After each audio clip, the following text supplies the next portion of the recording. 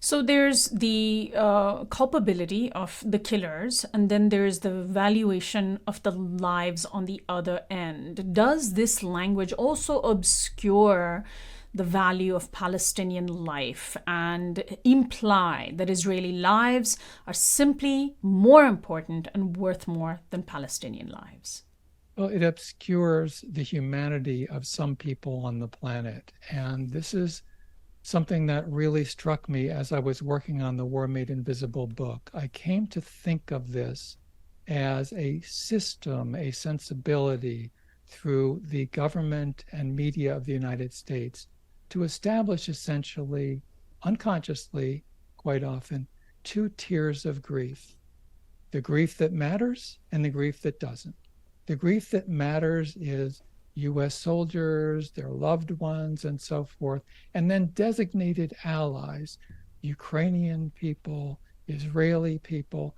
That is the grief, the tier of grief that matters. And I think that grief does matter. But there's another tier of grief that is very implicit and insidious, and that is that this level of grief doesn't matter. People who are at the other end of US firepower, people at the other end of Israeli firepower. And this is morally and ethically corrosive. It corrodes our government, it corrodes our media, and it corrodes ourselves.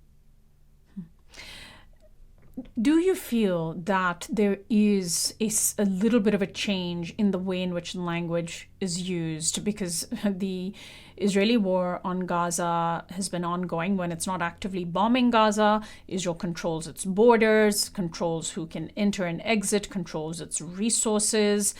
Periodically, every few years, we have a massive disproportionate bombing campaign. And across the years, have you noticed, forget about setting aside politicians and Joe Biden, who seems to really have gone the opposite direction, but at least in the media, in terms of the voices that are allowed, and perhaps in Congress, where we have slightly more diversity of voices, do you see any kind of a change in the language used when describing this war? Any change is the result of the organizing and activism and independent progressive media that have been focused on Palestinian rights and Israeli abuses of those rights for decades. This has been a long incremental effort from the grassroots for people and by people who believe in a humanistic view of the world, who don't tag some people as less valuable in their lives than others. And I think it has had some effect. We still have overall pretty atrocious mass media coverage in the United States of this current war going on with Israel and Gaza, but it's not as bad as it used to be.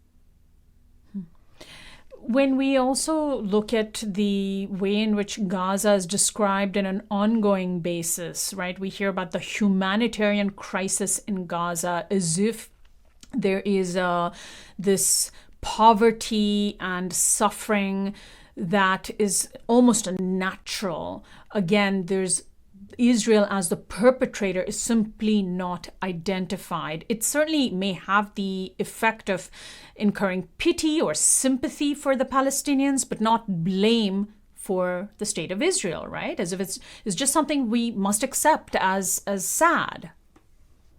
It gets back to the paradigm of victims without victimizers, the passive voice, as though this is sort of a natural occurrence of events. The Middle East Journalists Association issued a statement soon after the Russian invasion of Ukraine, pointing out that there was a lot of Western, including US media coverage saying, how could this be happening? This is Ukraine. Some reporters from the US said, these are people who look like us. And it was a way of conveying directly and indirectly that it is natural for people of color in the third world, in the global south, to suffer from wars. And that is not only descriptive, a description of the situation, it's prescriptive. So we need to check ourselves at the door and really challenge this implicit racism, this ethnocentrism, and this acculturation to believe that some grief is more important than other grief.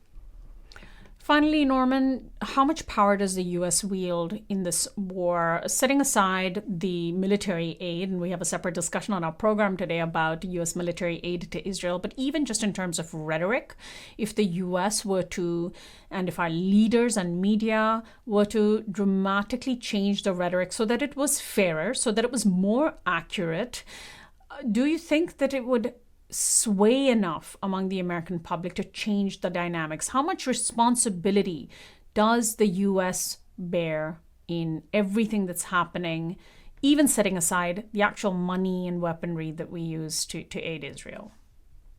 More balanced and equitable rhetoric and diplomacy could have a huge effect. The United States no longer vetoing resolutions relating to this conflict, the most basic resolutions, such as for a ceasefire. The whole tone and tenor, the obedient, with some exceptions, a couple of dozen as we speak, exceptions to the rule, the dominant, even among Democrats in Congress, to not support a resolution for a ceasefire. This is really basic. And the Biden administration, the executive branch, and the leadership as it is in Congress really are setting a tone of acceptance for from the air killing of civilians on a massive scale in Gaza. And we need to organize and confront and challenge that. Norman, I want to thank you so much, as always, for joining us. Your book, War Made Invisible, I imagine, is in bookstores everywhere, and people can certainly get a hold of a copy. Thank you so much. Thanks a lot, Sonali. My guest has been Norman Solomon, National Director of RootsAction.org, Executive Director of the Institute for Public Accuracy, and his latest book is War Made Invisible, How America Hides the Human Toll of Its Military Machine. He's just written a story in Counterpunch titled Hamas is a Terrorist Organization, So is the Israeli Government. I'm Sonali Kolhatkar, Racial Justice Editor at Yes Media and host of Yes Presents Rising Up with Sonali. You can find this program at yesmagazine.org, watch it on Free Speech TV, and listen to it on community and independent radio stations nationwide. Our audio podcast is on iTunes and Spotify.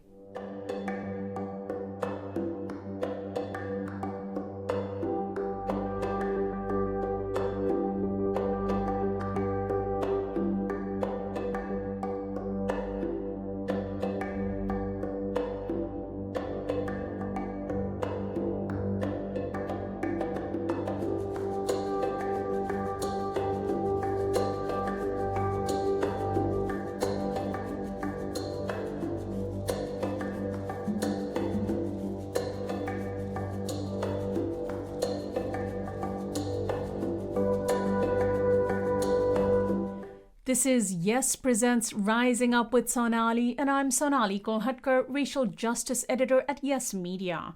You can find this program at yesmagazine.org, watch it on Free Speech TV, and listen to it on community and independent radio stations nationwide. When President Joe Biden addressed the American public from the Oval Office on October 19th, he made the case for renewed aid to Israel by saying that it was vital to national security and that, quote, American leadership is what holds the world together. He gave his remarks ahead of a request to Congress for more than $105 billion in supplemental military aid to Ukraine and Israel. So far, Israel has killed more than 4,000 people in Gaza, including hundreds of Palestinian children. Writing for the National Priorities Project, Lindsay Koshgarian says, quote, in the face of massive suffering in Gaza and disregard for international law by the Israeli government, the U.S. must not provide additional military aid or weapons that would cause more deaths. Lindsay Koshgarian is Program Director of the National Priorities Project, where she oversees nationalpriorities.org. Her work on the federal budget includes analysis of the federal budget process and politics, military spending, and specifically how federal budget choices for different spending priorities and taxation interact. She's been one of my go-to guests for many years when we look at military spending, and she joins us again. Welcome back, Lindsay. Thanks for having me, Sonali. So first, when we talk about the supplemental aid to Israel, this is on top of what the U.S. routinely gives to Israel. How do you explain it in context? Isn't the U.S. the largest funder of the Israeli military? The US is the largest outside funder of the Israeli military. And for many years, until the Russian invasion of Ukraine, Israel was the top recipient of military aid from the United States. So it's a relationship that goes back a long time, and the US is a very significant funder of the US, of the Israeli military.